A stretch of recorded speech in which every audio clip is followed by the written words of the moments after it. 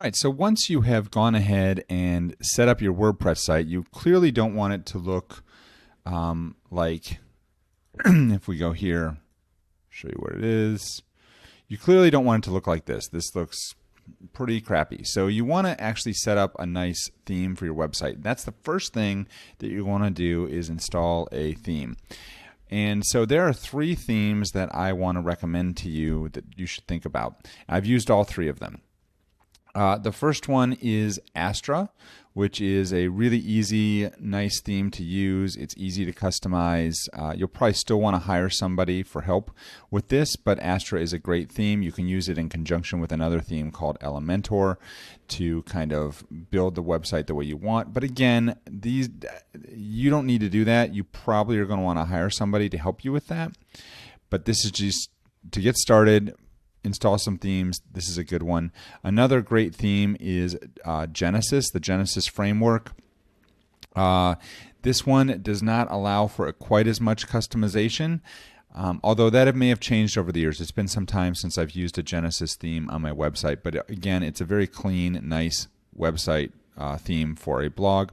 And then the one that I'm going to be using with this website, which is Generate Press. Now, for my law firm website, I actually do use Astra, and I may have switched, but I really like the way Astra makes it look clean and crisp, and it's easy to use.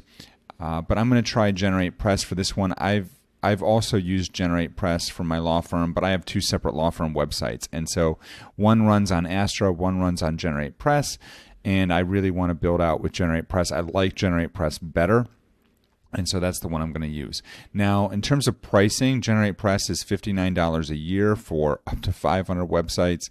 And then you can purchase a premium plugin that goes with it, which I would recommend you do, which is, it's not that expensive, maybe 40, 50 bucks, something like that. So we're going to go ahead and install Generate Press. And the way you do that is you're going to go to the installation page and you're going to download the premium plugin if you've purchased that, and I do have that for my website.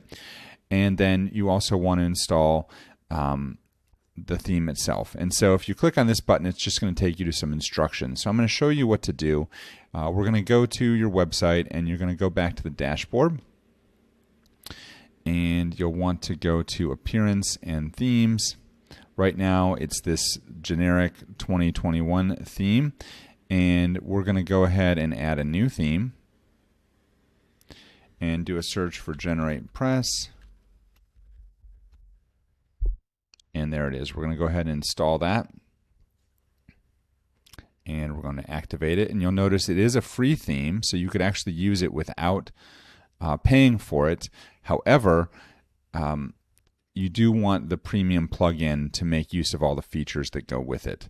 So that should be updated. So we're going to go ahead and I'm going to right click here to open this up in a new tab, and now you can see that the site has already changed. It's now has the Generate Press theme installed, and so then the next thing we want to do is install the plugin, and we're going to go ahead and add a new plugin.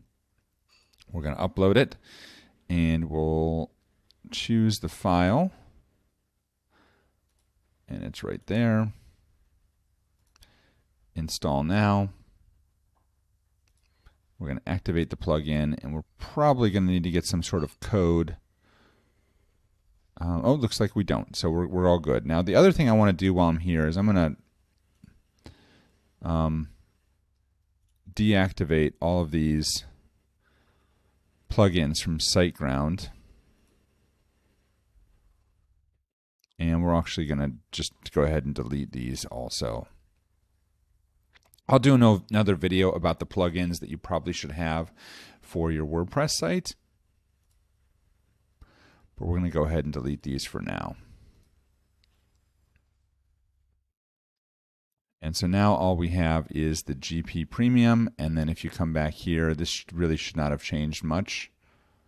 Although there are some generic comments and things like that here that are from SiteGround. So if you go to like the Pages tab, you're going to see there's pages here and posts probably that have already been created by SiteGround. We'll delete those later, but for right now, that's what you need to do to install your new theme. And then the next thing we'll do is customize the theme after we've installed some additional plugins.